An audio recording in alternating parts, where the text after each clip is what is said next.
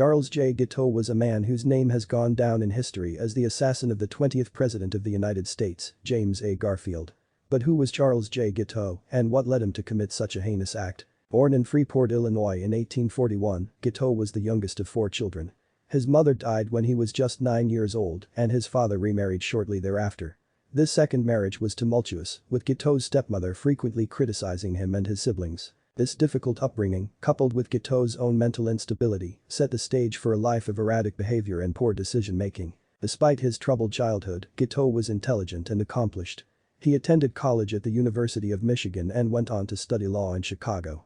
However, he never passed a bar exam and instead turned to various schemes and ventures in an attempt to make money. Guiteau's mental health began to deteriorate in the 1870s, and he spent time in various institutions for the mentally ill.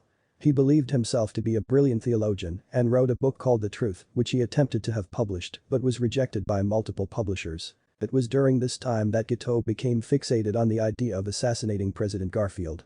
He believed that God had chosen him to carry out this act and that it would be the key to his own fame and success. In July of 1881, Guiteau shot Garfield twice as the president was preparing to board a train in Washington, D.C. The shooting shocked the nation and sparked a massive manhunt for Guiteau.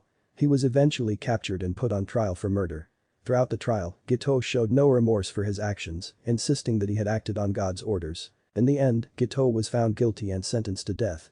He was hanged on June 30, 1882, in what was one of the most highly publicized executions in American history. Charles J. Guiteau's life was one marked by instability and delusion.